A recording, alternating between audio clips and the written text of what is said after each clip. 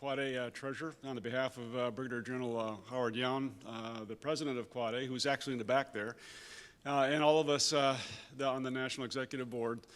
We'd like to, one, welcome all of you to this late in the day on our last day, and it's also part of the AUSA Quad A 500. We're all aware of that.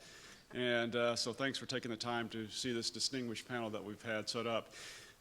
General Yellen asked me to introduce somebody that absolutely needs no introduction, so I'm not going to do that. Instead, what I'm going to do is just say thanks to General Cody for his incredible years of contribution to both our Army and Army Aviation while he was in uniform as the Vice and as the G357 and as the Commanding General of that esteemed 101st Airborne Division as Eagle 6, and then later as he came out into industry and all the work that he's been doing with L-3.com.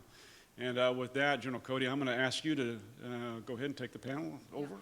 Thank you, Jeff. Hey, I'm really shocked when we got the panel and we saw what time it was. We all figured we'd be just talking to ourselves. So I think it speaks volumes for the august group I've got up here, which represents hundreds of years of experience in supporting Army aviation as primes. And rather than give their bios, I thought what we'd do is open it up and we'll go right down the line. And I'll ask Peri, and then Gene, and then Sam, and then John, and then Marc. Say a quick thing about what they do in their companies, just in case you don't know, and what they're doing for Army aviation. And then we have 4 questions that I drew up to ask, and everybody wanted to answer number 1. So I had to work that a little bit differently. And then we're going to open it up to your questions. But, you know, we've been here before, but Jimmy Carter was president.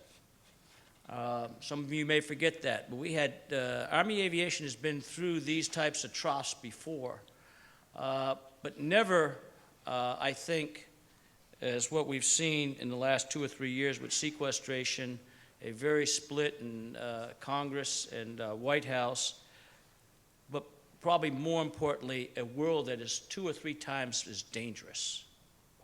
And that's what makes this very, very important for us supporting you, Army, all the sons and daughters who fly these aircraft, who are in the back of these aircraft. And it was not hard to get these CEOs and presidents to get up here and talk about how we can help or where we need your help so we can help. But we've been here before, but never in a world that is this dangerous. And I think that's what makes this different. So with that, we'll go right down the line. Peri, over to you. All right, good afternoon. First, thank you very much for allowing me to be here today. My name is Peri Widener, and my responsibility is Vice President and General Manager of our Integrated Logistics business. That is part of our Global Services Group at Boeing, and it's about 5,000 people. We are all over the world. We have operations in the Middle East, in Europe, in Asia, and of course in the United States. We're based out of St. Louis, and we are focused solely on providing post-production support to all of our customers. I can tell you that Army Aviation is my favorite customer. I'm not saying that just because I'm here today. I'm saying that because my last job was providing sustainment for Army Aviation as the rotorcraft leader. Gene? Thank you, Peri. And I'm Jean Lydon-Rodgers, and I am the Vice President of the military engine business at GE Aviation. We are responsible for providing engines to all of the military services, certainly in the U.S. and around the globe. We actually operate engines in a little over 50 countries. When it comes to Army Aviation, I think we are most proud across the entire GE Aviation portfolio to serve the Army with our T-700 engine, which powers the Black Hawk and the Apache. And we are also focused on developing the next generation of technologies so that we can continue to support these very important helicopters in the missions for the soldiers, to keep them safe, to keep them reliable, and to keep them on track in performing their missions. Thank you. So good afternoon. My name is Sam Mehta. I'm the president of Sikorsky Defense Systems and Services. Responsibility for all of Sikorsky's U.S. government, FMS, and direct commercial international sales, program management, production, and support of those machines around the world. You know, central to our business, the core and the backbone of our business is our production, our current production of the Black Hawk, of which we're very proud. This year, we're going to put Black Hawk number 4,000 into service, so it's an auspicious time for us in our company. And we consider, obviously, the Army is not only our biggest customer, but again, the backbone of everything we do. We also look forward to investing in future programs, and I hope to have the ability to be able to discuss, you know, some of the environment, General Cody, you talked about today, and the impact on future program investment. John Garrison? Thanks, General Cody. Good afternoon. Let me start first by saying thank you to all the uniformed service members and retired service members and warriors for your service to this nation. 13 plus years at combat, you all have done a hell of a job. So on behalf of that, thank you. We're proud and honored to be here as Bell Helicopter. We're celebrating our 80th year this year, changing the way the world flies. And frankly, we supported Army Aviation when it was the Army Air Corps, with fixed-wing aircraft in World War II. And we've been at the Army side ever since, producing incredible machines to support the Army. And we're proud to have done that, and we're proud to do it in the future. I think I'll go on record, I've been on record, and I'll be clear and blunt. Army Restructuring Initiative, we don't agree with it. All right? With that said, it's time to salute and drive on. That was yesterday's news, so our focus as an organization is what are we going to do in the future, and how can we bring the future quicker to Army Aviation? So Bell has been here for 80 years, and the Army can count on Bell to be here for 80 plus years going into the future. Marc? My name is Marc Paganini. I'm the president and CEO of Airbus Helicopter, based in Grand Prairie, Texas, and Columbus, Mississippi. We are part of the Airbus Helicopter Group, which is number one on the market, depending on the exchange rate. It's killing us. After 10 years, we've been killed about it. And we do assembly. We have an assembly line of the Lakota in the U.S.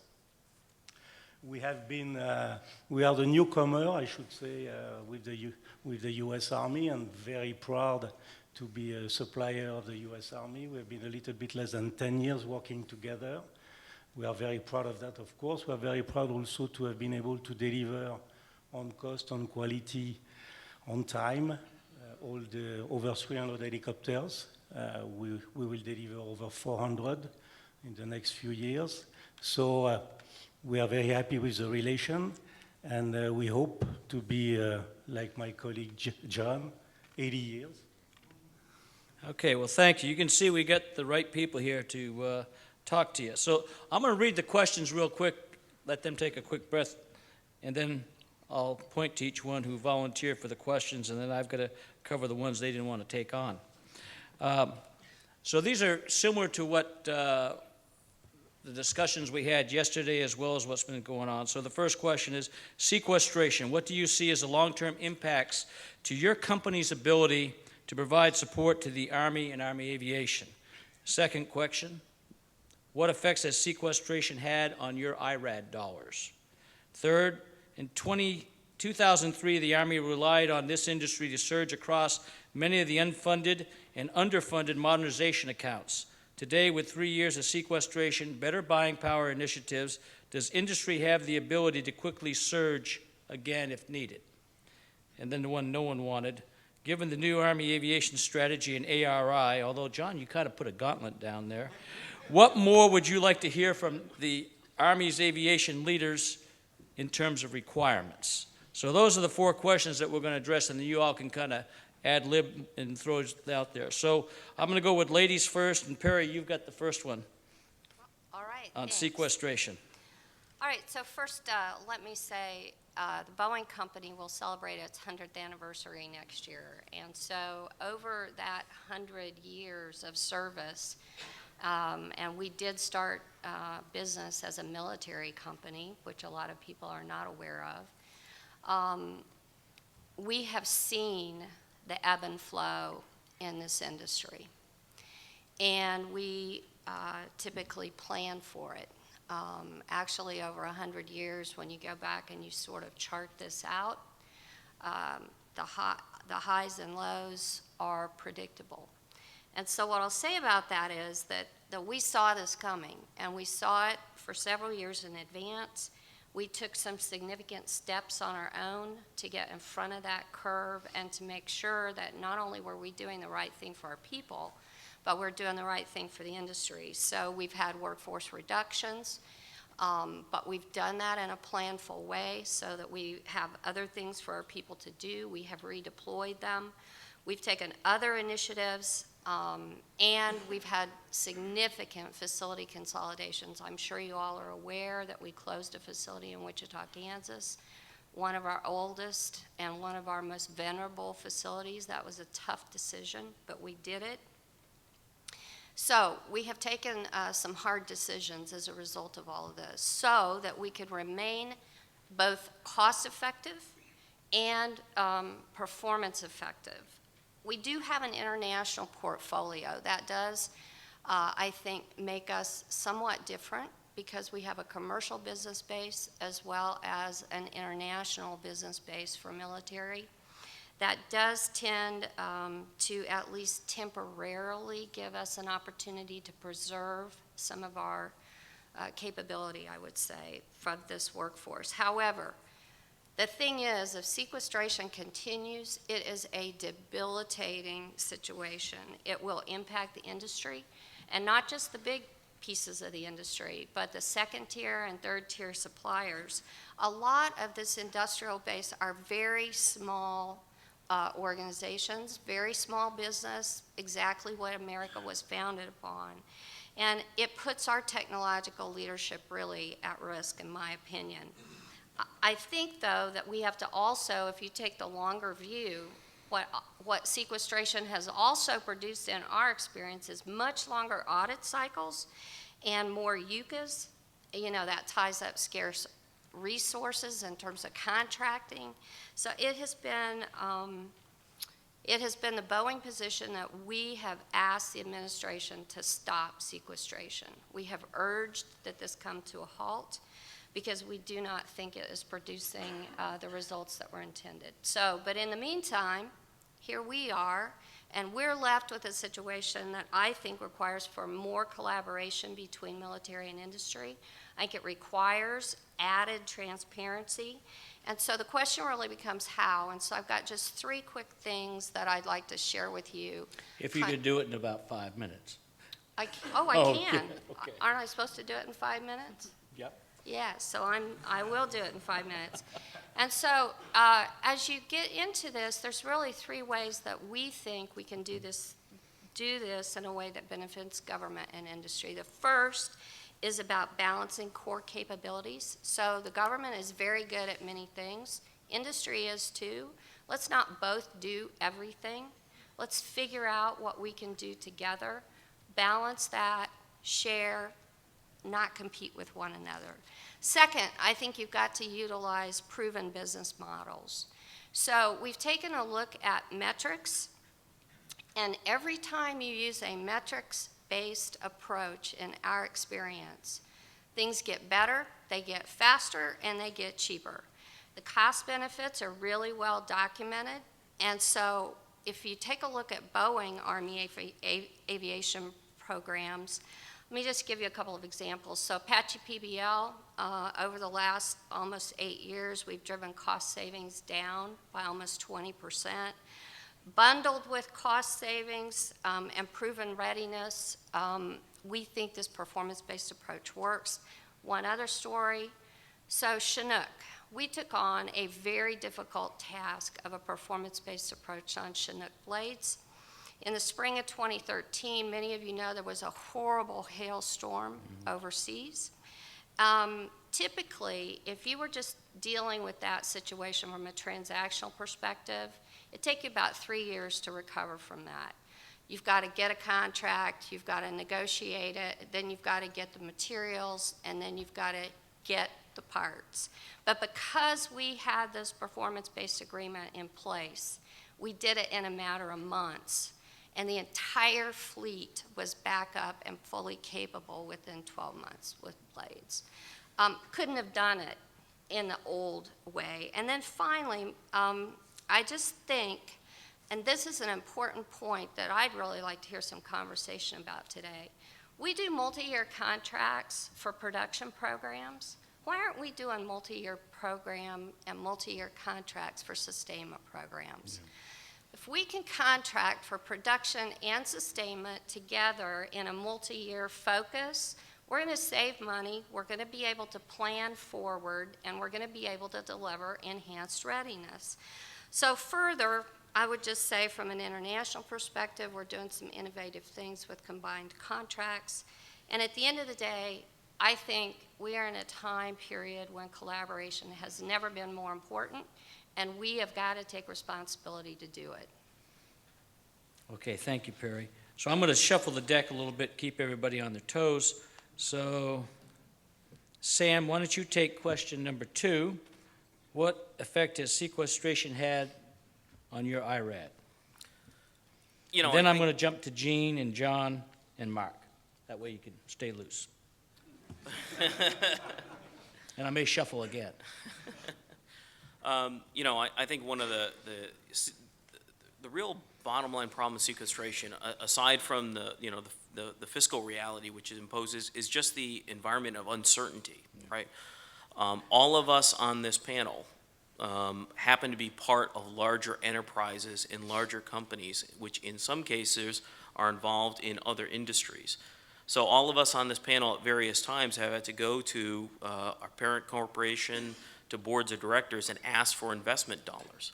And to go into that environment to say we're going to go spend, because obviously nothing in this particular space that we all deal with, it comes in a year and nothing comes cheaply. And we're going to ask for hundreds of millions of dollars of investment for IRAD. And at the same time, those same folks on the boards of directors are looking at other opportunities to invest with this sequestration thing in the background. So showing that your investment dollars will have some certainty of return, or at least the possibility of return in the future, becomes much more difficult, right, in an environment where they're constantly hearing this other message about sequestration and the lack of the DoD and the ability of the DoD. And to be honest with you, I feel a great amount of sympathy for all the customers that we met with today and all the customers that we meet when we go up to the building, because this is not a problem of their doing.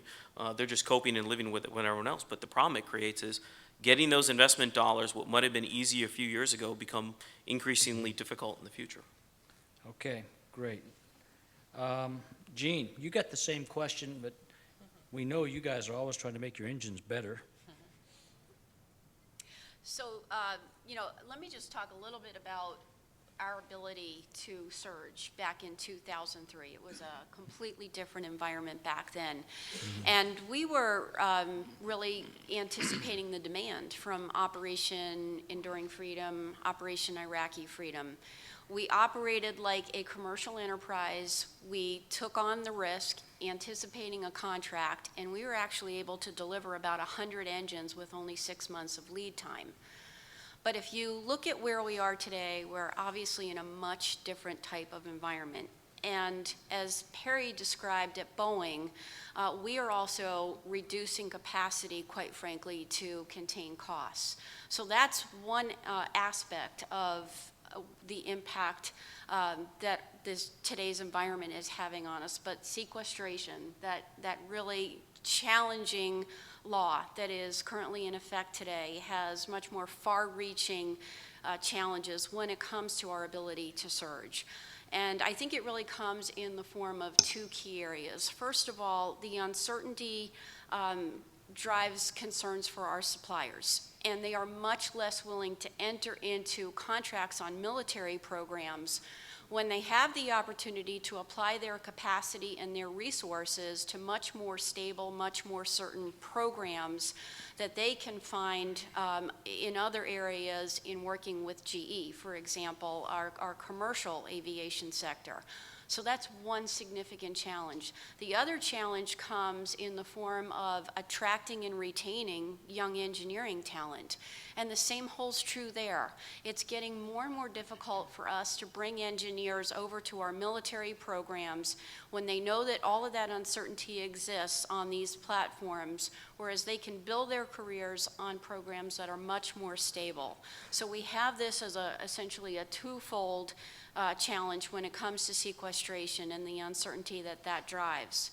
Now, you think about better buying power, and I have to say that I'm actually encouraged when I read the white paper associated with that. Better Buying Power 3.0 is emphasizing the importance of eliminating unproductive or unnecessary processes. But I think even more importantly, it is focusing on reducing oversight and streamlining reviews. And I think that's really where the opportunity comes into play, that if we want to get back to being able to manage a surge demand, what we have to do is focus on the elimination of some of this unnecessary work. But, when I think back about our ability to go from RFP to contract award over the course of the last decade, it has essentially tripled in time. And that's driven by a lot of requests for low-level details, certainly a lot of audits, a lot of reviews, and what that all drives is a lot of rework. So when that happens, that time to contract award expands, costs are increasing. That's not good for industry. It's certainly not good for the warfighter. But there's another element of Better Buying Power 3.0 that I think is also encouraging, and that is the use of recognizing superior suppliers. And if the superior suppliers are being recognized because they're able to deliver on time and within budget and within the performance specs that they were asked to deliver on, then I think that that's a real opportunity to streamline the reviews. That's where the trust can come in. It can eliminate the risk aversion in the overall process. And I think it gets back to the opportunity to collaborate and move through all of the contracting activities much more quickly. That'll put more certainty into our supply base. It'll give our engineers the willingness to come and work on our military programs. And I think we can get back to where we were once upon a time. Okay, thank you. So let me recap just to help you along. Peri talked about the success of PBL as well as why not have multi-year for logistics sustainment over time, especially with what Gene just talked about in terms of how long it takes from RFP to make it protest bulletproof and then run it all the way through and then have DCA and DCMA. No one wants to mention those terms. I will throw them out there. That adds burden, and last time I checked, it adds not a single combat capability when it's all said and done. So with that, I'll throw it over to John Garrison. And John, you signed up for number 3, whether you know it or not. And this is 3 years of sequestration. Do you have the ability to quickly ramp up? Very similar to what Gene also talked about in terms of surge capability for the next dilemma we have, the next Sputnik moment, if you will. I agree with what Gene said, and just building on that, just a little bit, going a little bit away from the ability of the existing supply base and so on and so forth to surge. That will be a challenge, but I think a bigger strategic challenge for us is, and I agree with Secretary Kendall when he said, our technological superiority is not a guarantee. Time is not recoverable, and this is where there's a bit of a bully pulpit that R&D is not a variable cost. So what does that mean to build off on what Sam said? So what am I concerned about the ability to surge is the ability to bring new technology to the marketplace in the time period that's required. So in this case, what does that mean of the specific ask? The S&T dollars on the Future Vertical Lift program are relatively modest given the investments that industry is making. We were very fortunate. We've got 11 partners to include some of the folks, and Sam would probably say the same thing, of partners that are investing in the Future Vertical Lift program. So our ability to surge, our ability to meet the future needs is predicated on those S&T dollars augmented with industry's investments. And in this case, industry's investments, the leverage that industry's putting in, we're putting in $4 to $5 for every dollar that the government's putting in. So the ability to surge, the ability to have capability means having consistency of purpose on those S&T dollars and not allowing those S&T dollars to flow away. The other thing that is important, and and Gene mentioned this, is we're in a battle for talent. For us to win, to have technological superiority, we have to have the best and the brightest in the world working on our platforms. And when you go to a young engineer and you say, you're going to work on this really cool technology, and oh, by the way, it's going to come to market in 2037, they kind of look at you like you've got three heads. And so surging is not just about manufacturing. Surging is about engineering and engineering capability, and that starts with having the best and the brightest minds in the industry to work on the difficult challenges that we have to bring capabilities to our armed forces to ensure that it's never a fair fight. That's what's required, and I do have concern of what sequestration, the uncertainty, S&T dollar uncertainty is putting on that front end side of the business. Because I agree with Secretary Kendall, time is not recoverable. And the other thing is just bottom line is the Army has done an awesome job. You know, General Cody started it, you know, with the cancellation of the Comanche program. That decision led to the upgrade of the existing platforms in the inventory. Without that decision, the Army would have been in a very different place. But at some point in time, you got to stop upgrading, and you got to go with new technology and new development that's tied to how you're going to fight the future battle. And we've done an awesome job upgrading, but the time's coming where we're going to have to think about something different than upgrading, and I think that surge capacity may be challenged in this current environment. And I think that's a strategic risk that we all need to understand and communicate to our elected officials. Well, I think a couple things that our first four comments, and I'll get to Marc. One is AIA did a study, and all of us here are members of AIA, so over 120,000 jobs lost in the aerospace industry since sequestration. Okay, well, what are these jobs? It's not so much the jobs and all the restructuring and stuff and reshaping portfolios, but it's the message it sends to the engineers that are going to make a decision to go to Google, go to Samsung, or go to Boeing, or General Electric, or other places to get into the aerospace industry, looking at the margins of small double digits versus 30 and 40% double digits, with a huge bludgeoning growing market space with the DOD and other militaries going down. That's the challenge of trying to recruit the next people that are going to design the countermeasures, or the people that designed the aircraft and the technology that went to the Audubon raid. Those people were 20 years ago, and we recruited them. And that's, I think, is what all of you are saying right now in terms of we've got the talent space today, and when we talk about surge, it's not just opening up new factories. Well, we have the engineers that are going to take these programs on, and I think that concerns all of us. So, Marc, I'm going to ask you to take on and talk a little bit about what sequestration has done to your ability to support Army aviation now and into the future.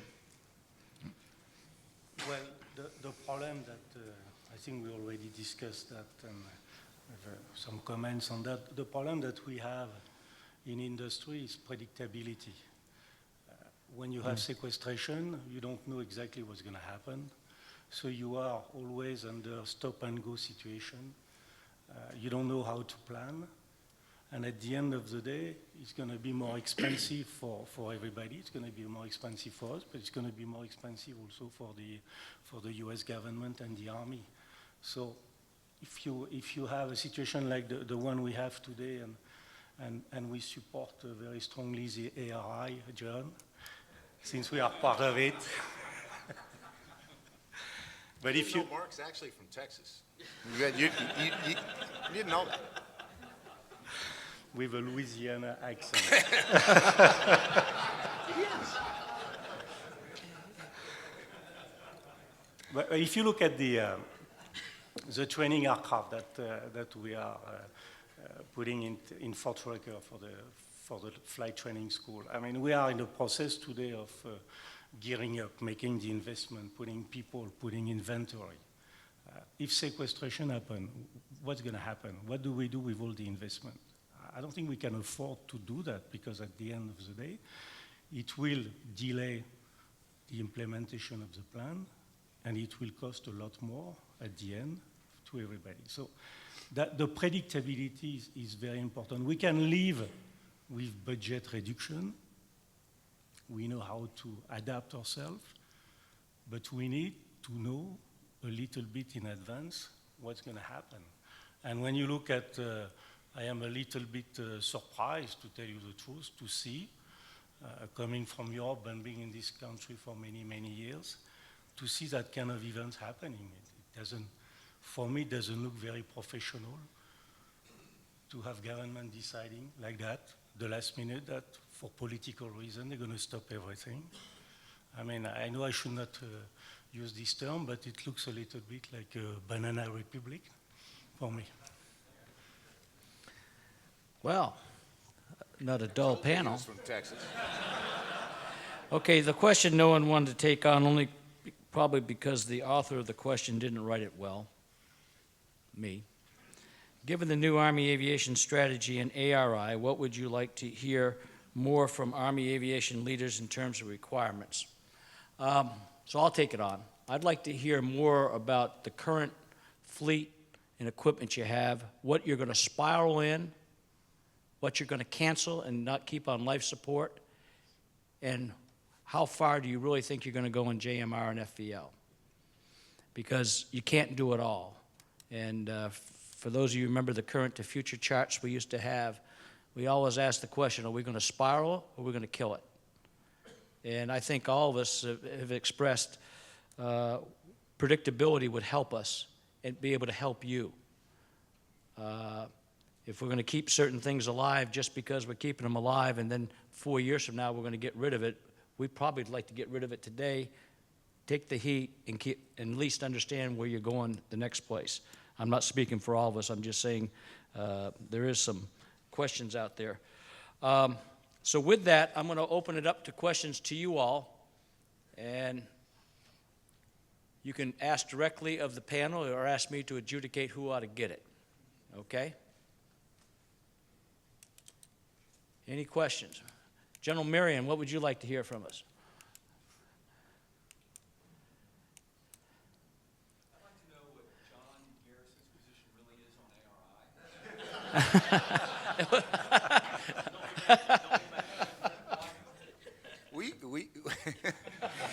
It's not politically correct anymore to use the word FIDO, is it? We're driving on, but we're dropping the first two letters of that. But no, I'm just going back to potentially a point. You know, what do we need from a requirement standpoint for the Army? And again, I try to back it up one level high and go back to, you know, the Army's done a great job upgrading their existing platforms for the last decade plus. If you go back in time, even further in time in that, when I was a snot-nosed second lieutenant, there was the concept of the air-land battle doctrine. And from that concept of air-land battle, the Army led DOD with the big 5 programs. You know, M1 Abrams tank, the Bradley, MLRS, the Apache, and the Black Hawk. And that has been the foundation of how the Army has fought for that period of time.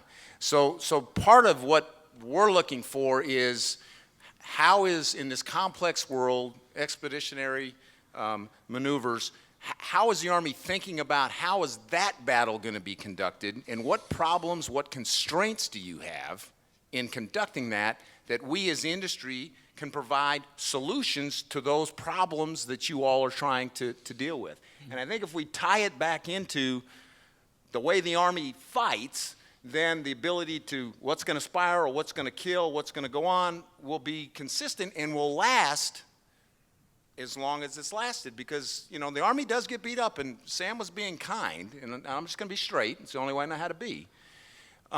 Going and asking for investment dollars with the Army as the lead program service is a difficult conversation with industry leaders. And I don't mean to be rude. We buy our stock back first.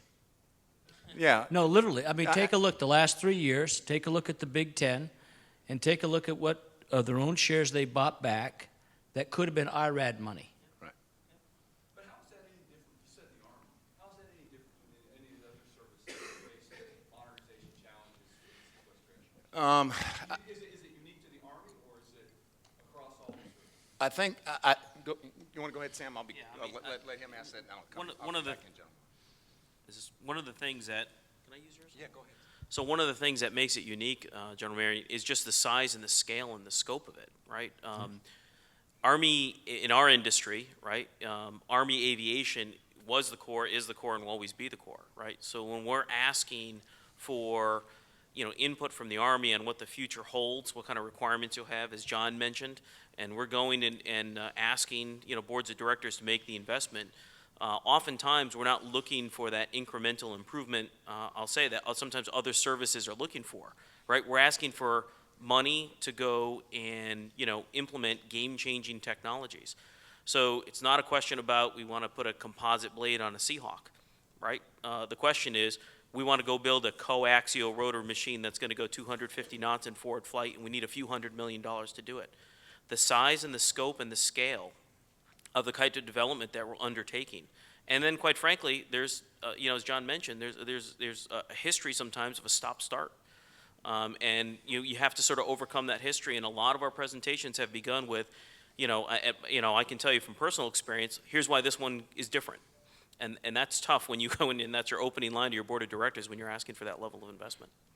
Well, this also speaks to more communications of what's in the realm of the doable between industry and you all. And, there's a legal line that you all worry about. And I got to tell you, now being on the other side, we worry about it more. And so, the ethical line, we all understand it, but for us to be able to translate and get left of RFP so you can get the stuff, you really need to know what's in the realm of the doable, what our supply chain looks like, where they're going with some of the technology. Because by the time these RFPs are written in that long, I think it was you talked about how long it is, some of this stuff is obsolete, and we could have given it to you better, faster, cheaper. And because of no communication, or communication that is well scripted so that at the end of the day everybody can say, geez, we did this, and no one protested. Well, that's wonderful, but the end result is you didn't get the best you could. The other piece of it I'll toss out there, because I think maybe Boeing would want to talk about it, Peri, or even Bell, or even Airbus. They're all going for ARHs to foreign countries, and they're building them because they see that market. Why do they see that market? They see it because of urbanization across the board in the next 15 to 20 years, how big the battlefield is going to be and what the battlefields are going to look like. Is the Army really walked away from the ARH or ASH requirements? Or they just had to do it because of ARI, and then later on, if we ever get money, we're going to regenerate it? Because what I see out and about is all the foreign countries are asking for smaller, faster, better helicopters. And so they're investing a little bit, well, in some cases quite a bit, going after that market. It sure would be nice if you all could influence what you want if you have to turn around and regenerate this, which I think you will over time. So anybody want to comment on that? Yeah, and I may ask, I've got a colleague out here who actually runs that program, Dave Coopersmith, so I may ask Coop to jump up to a mic and help me with this one.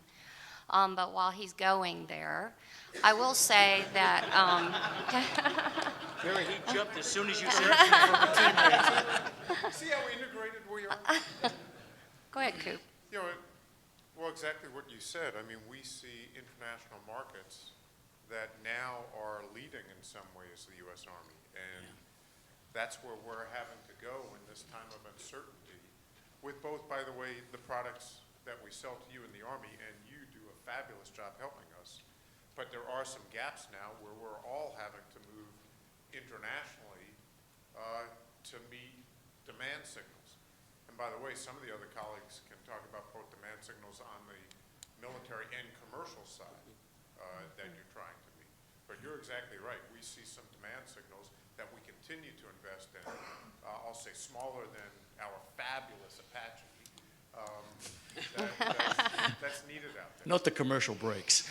Yeah, and I'm just going to add to Coop's comments on the sustainment side. So it's very interesting. Our international customers have a very different way on the commercial side of contracting quickly and how they forecast their future and how much transparency we have with them in developing that future demand. And as a result, extraordinary readiness.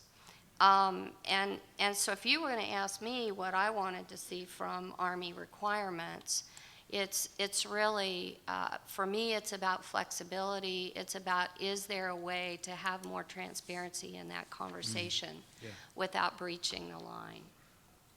You know, we did have that with industry when we stood up the IED task force. I see that because I got Ron Sega in the background. But we had these things killing our soldiers and maiming them. And for some reason, we brought all of industry in and said, here's our problem. Because we didn't know how to solve it. What's in the realm of, and we had all kinds of XYZ programs that failed, but well, we had some golden nuggets that came through on it. And we weren't encumbered by the acquisition system as you know it because we ran it all through REF. And yeah, that's a bad word and no one liked it, but boy, it sure did put a lot of, and we put a lot of research money, although it was 1 and 2 year money, to go out and look for those silver bullets. I think somewhere in between, Rob, is what we're looking for in terms of the dialogue, so that we know where we want to put these investment dollars. Because every one of them, these companies are publicly held, and they have to account for earnings per share, returning dividends to shareholders, and return on investment for the IRAD they want to spend. I think the biggest thing that we can do, and I'm not the requirements guy, but what I've seen over the last couple of years is a growth in the number of KPPs, which are non-tradable requirements.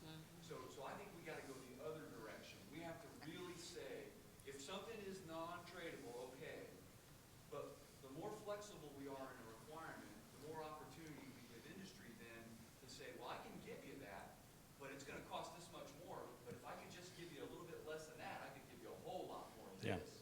That's kind of where I think we can go from the uniform side, in having a conversation with industry so it doesn't broach any, issues, doesn't create any issues, but gives you more flexibility to be able to propose back to an RFP and say, here's a broad range of things that we could do with some flexibility. Yeah. That's kind of where I think we can go. Okay, that's great. I didn't want to put everything on our PEO. Anybody else got big questions out there in the back, sir? Oh, you're not a sir. George Dover. We've been hearing a lot over the past couple of days that during airland battle doctrine, it was easy to identify the requirements, that we had to have industry determine the requirements, identify the capabilities, focus their R&D efforts to go after. Now that we have the Army operating concept out there, which basically has an unknown threat that we're going after because airland battle doctrine, easily identifiable threat. How is industry going to identify the capabilities that are needed, determine the requirements, and focus their R&D efforts? Anybody want to take it on? I'll take the first Yeah. part, Thanks, George. speed and range equals access. You've got to cover the space-time continuum, and going 100 knots, it's going to be hard to do that. To give the strategic flexibility that the combatant commanders need to prosecute an uncertain environment. And so we're focused on how do you close that speed-time continuum, and payload range and speed is access. And in a world that's uncertain, you've got to provide greater flexibility than your current set today. So our dollars are on that. You're welcome to come out onto the floor and you can see what that looks like and why we think it's important going forward for the Army and for DoD in terms of the V-280. So that's where we're focused. And I will say we're focused on getting the air vehicle right, and then the requirements side. Once you get the air vehicle platform right, it's amazing what technology can be put onto that air vehicle platform. And then you say, I've got this issue, I've got this problem. You'll be amazed at the types of things that can be developed to solve that problem or that constraint. So that's how we're approaching it. Anybody else want to take it on? Marc, go ahead. I agree with that, and we know that the technology today exists. The three of us have a concept that in terms of high speed, but the problem is the length the program. How do you want to start to work on a technology that is going to be applicable in 2035? I mean, this is now. It's for the next 10 years. Then you can be efficient, then you can reduce the cost of developing, then you don't face obsolescence in the middle of a program. Because we have today on program, we have not finished yet the development, and we already face some obsolescence issue. So that's really what we need to do. I mean, the GMR, we know that speed, as you said, is important, but 2035, it's too long. Yeah. It's too long. In 2030, and this is what you said also, how do you want to motivate a young guy out of engineering school and tell him you're going to work on this program and you will be 50 when it will fly? Come on. Doesn't make sense. Let me just add too, you know, and I think it goes back to what General Marion just said a few minutes ago about getting the KPPs slimmed down to just focusing on the vital few. Because once we do that, then we know how to focus the technology development. And then we can focus on the affordability equation. And when you're able to do that, you know, giving consideration to the sustainment cost of your system, you're actually going to be able to get a bigger bang for the buck. You're going to develop the technology, you're going to be able to build on that, you're going to have additional funding available for future needs. And it's not all about trying to make everything in the initial phase the most whiz-bang technology possible, but more importantly, a building block to what is necessary today, how to keep it within the affordable range, and then driving the speed and actually delivering a product so that it is relevant when it is fielded rather than being obsolete because the technology just continues to pass us by while we're trying to get on contract. Yeah, 2035, I mean, Airbus and Boeing, you put out commercial aircraft, what, every 5 years, a new model change? 7 seem to go in my head, 400 Mike, I mean, and we're sitting here talking about a JMR in 2035. I don't think anybody's too excited about that. You know, you all could do it faster, right?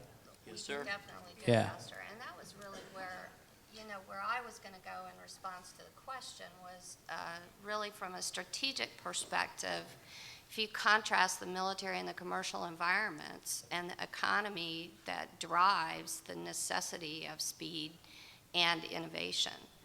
And so to General Marion's point, I think the question then becomes for this audience, how do you take that same idea, speed and innovation, and what are the levers available within the constraints of our system to do that?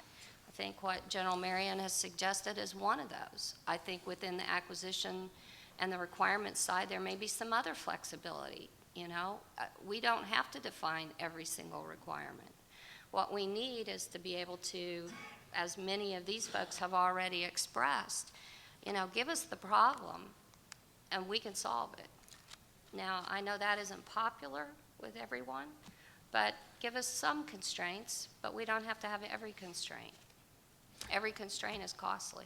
Sam's going to take it on and talk about concurrency when we do it. Go ahead. So, you know, one of the things, you know, in answer to the question as well, I mean, you know, one of the things that I think is a responsibility of industry, I know we're talking a lot about the Army and the DOD and kind of our expectations and what could change within the government.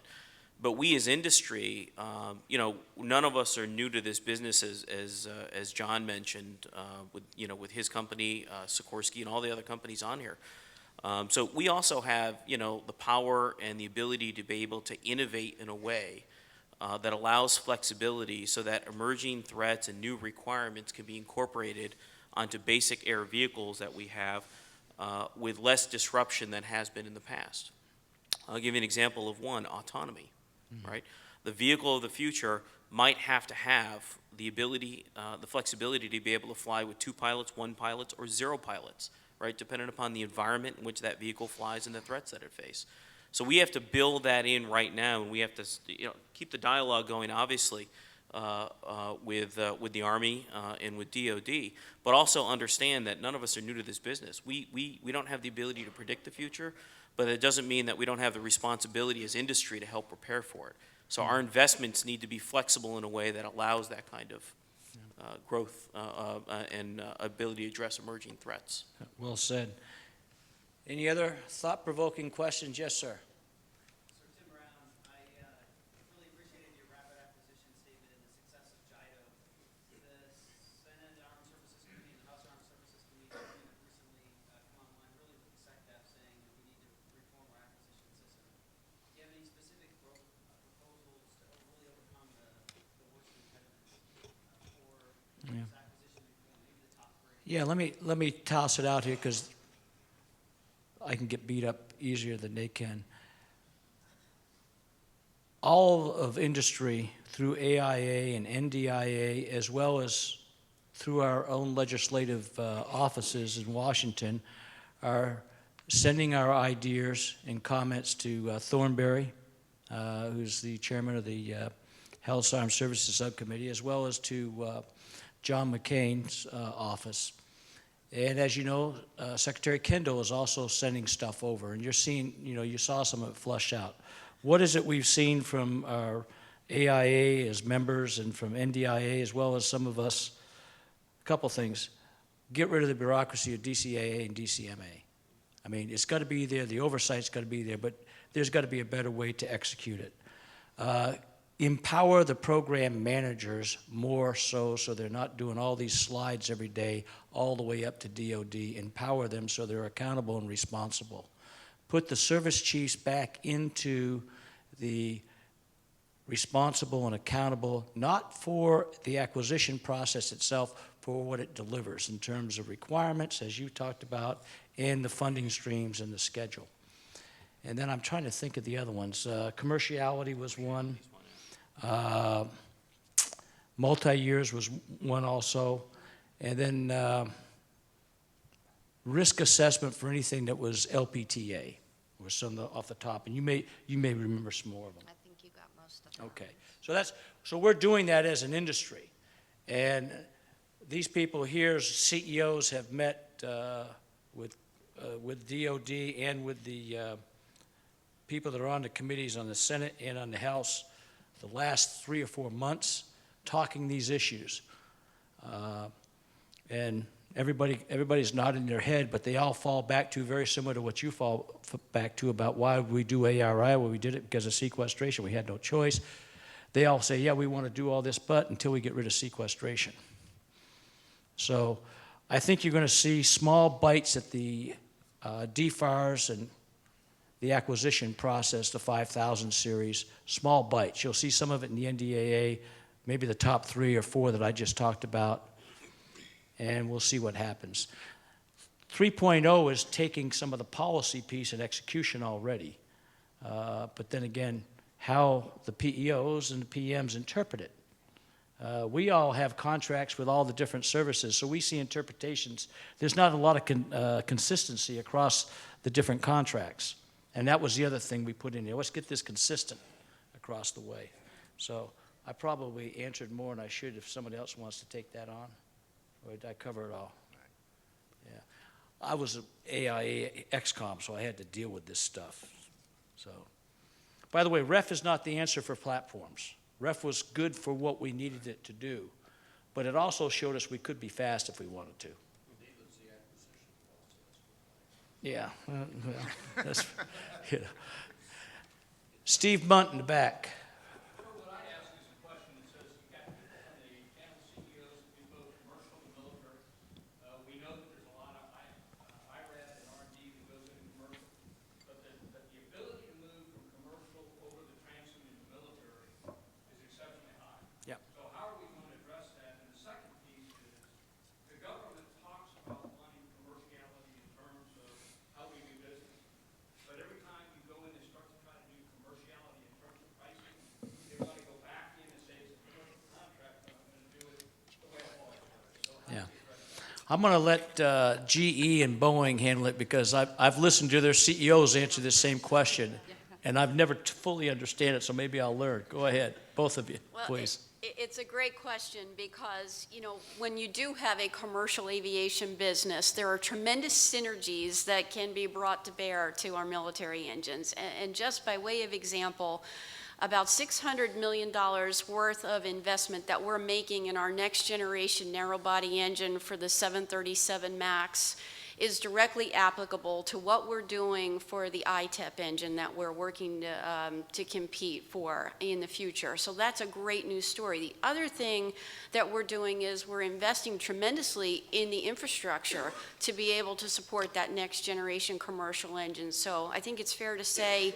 that we're investing about $3.5 billion in facilities to get down manufacturing readiness levels. We've opened 8 new facilities in the last 7 years, and all of these facilities are going to be used potentially for these next-gen military engines as well. But the challenge does come when you start talking about commerciality, and there's all of this investment that goes into developing this intellectual property.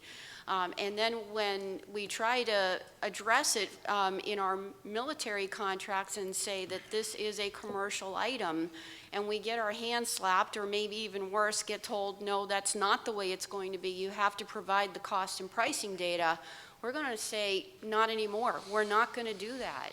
And so that just causes the cost of all of the military platforms to go up. It makes absolutely no sense. So we've got to reach equilibrium with this. There has to be an acceptance that we're going to be able to let the military benefit from all the costs that's being invested in our commercial sector, but not have to come back with all the bureaucracy associated with validating the cost and price. It is being managed in a very competitive world in the commercial sector, and therefore the price is really exactly where it needs to be, and that cannot be forgotten. Yeah. Yes, so I agree with everything that Gina has said, and I'll just add to that from a Boeing perspective. So it's a bit of a different perspective. If you look at the billions of dollars we have invested over decades in commercial aircraft and the benefit that that has played to the U.S. military in terms of military capability, it is significant. And we've got examples right now of military platforms that are commercial derivatives. And when we get into this discussion about commerciality, all of the IP that the Boeing company has invested in, all the parts we have developed on our own dime over all these years, all of a sudden the U.S. military wants detailed, what is competitive, with competitive information on those parts. Well, there's a line that we will not cross because we will not put our commercial business at risk. And the shame of all of that is that the people that hurts are the people sitting in this room and the people we represent and the war fighters that we try to support. Because we can do things better, cheaper, and faster, and this is a great example of it. But the bureaucracy on commerciality has got to come to a stop. Yeah, we're in the same boat, you know, with commercial rotorcraft and military rotorcraft, and it's the exact same story. We get the price signal every single day. Talk to my neighbor, my Texas neighbor next to me. So we, you know, and it's a hyper-competitive global marketplace. 80% of our sales last year were international, to the international marketplace. So when we sell internationally, we're getting the price signal against pretty damn strong, and Marc will tell you, market share leaders for the last 20 years. We're trying to work on that in the international space. So we've got that challenge, and we also have the export challenges, not necessarily the military's issues, but working with the State Department in the export laws and regulations and what we can and cannot do there, and what that does to our timeline. And there's deals that we can't compete against that Marc's company can win because I can't get the clearance for a specific subset to sell abroad. So that whole universe creates a significant challenge and opportunity. But go back to where I started. You know, think about it. We haven't developed a new helicopter for the government in a long, long time. My engineering, manufacturing, technical competence comes from the new helicopters that we're developing in the commercial space to compete against Marc and AWs and everyone else. If we don't do that, he continues, because they haven't been investing in new platforms, not only upgrades, but new products. If we don't keep pace, we get lapped. So it is a huge issue for us. We despise the fact when we get pillared sometimes, especially in IG reports that are inaccurate. And I think every single one of us on this panel has been part of that and had to defend ourselves. So it's a great question. It's a real concern, and it is a competitive advantage that we have, and it provides cost and technical advantages to DOD, Army, and everyone else. Yeah.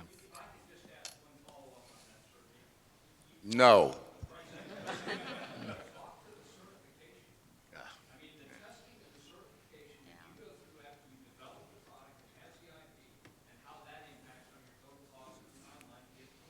Well, let me say this. On certification in general, it's not that much better on the commercial side than it is on the military side. And the ability to certify product in a reasonable time period and bring new product and new technology to the marketplace, whether it's commercial or military, if you look at how those times have expanded over the last 10 years, it's staggering. So I will say, I can't say that the commercial model is necessarily that far ahead of the military model, but it is ironic that when you go through that detailed commercial process, then you need to do the same thing on the military side. And so there has to be some sharing both ways of technical capabilities, technical certification, to realize that, yes, it is technically capable. And to be honest with you, and I know this, we don't ever want anybody to get hurt in anything we do. Every single time the rotors spin, something good or something bad can happen. It is all of our company's names on the side of that aircraft. There's nobody that cares more about making sure it's right than us. And so it's a great question. I didn't have any gray hair before I started down this path.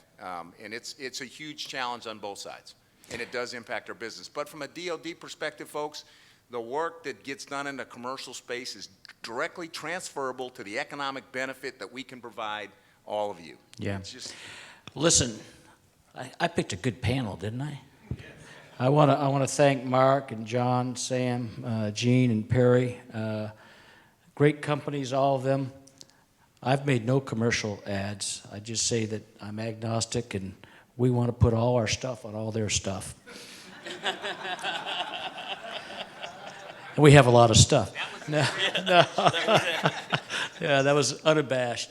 But listen, I guess to wrap it up, what you saw here today is we are at some inflection point, I think, in support as an industry to our great warfighters who are still in a fight and who, over time, technology, our ability to deter is creating more enemies because, you know, some of the countries actually don't fear us anymore, and that's causing trouble. And as someone said, you know, technology, we can't take it for granted. And until we start investing more, and in order to do that, we have to understand and have more predictability, and there needs to be a much, much better dialogue. But I hope what you took out of this, certainly our Army customers, that these companies up here are dedicated to making sure that the men and women that they support go into every fight with 2 or 3 plus advantages versus parity. And what you also heard was we're worried about parity in the future. We never want these kids to go into a fight that's fair. And we have the capability. We've just got to figure out between the two of us how we can do this. The Pentagon was built in 18 months, a long time ago. It took 6 years to renovate it. That should tell you something about the bureaucracy. So I want to thank my panel again, and thank you all for your questions.